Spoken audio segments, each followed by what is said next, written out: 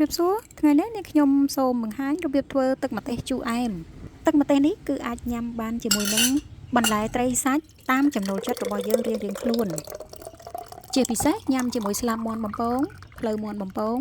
ណែមបំពង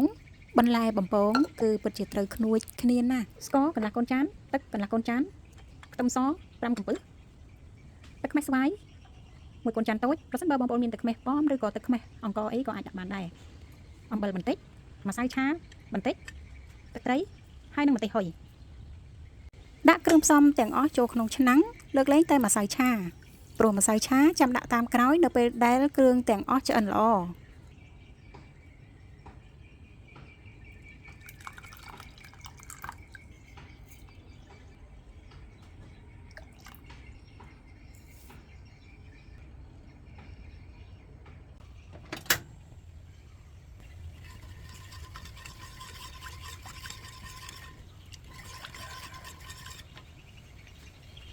ពេលនេះទឹកម្ទេសឆ្អិនល្អហើយអ្នកខ្ញុំចាប់ផ្ដើមដាក់ម្សៅឆាហើយម្សៅឆាហ្នឹងមុននឹងដាក់គឺត្រូវកូរជាមួយទឹកឲ្យរលាយសិនសម្ដាក់ចូលហើយកូរវិតរហូតទាល់តែរាងខាប់ហើយរលោងល្អរួចជាការស្រេច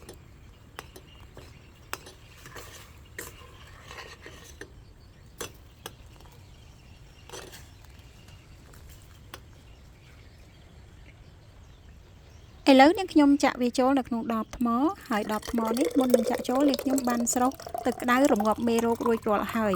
ដើម្បីជៀសវាងទឹកម្ទេសយើងដុះផ្សិតហើយបានមួយកែវធំដាក់ក្នុងទូទុកពេលត្រូវការញ៉ាំគឺមានស្រេចអរគុណច្រើនសម្រាប់ការទស្សនាវីដេអូរបស់អ្នកខ្ញុំតាំងពីដើមរហូតដល់ចប់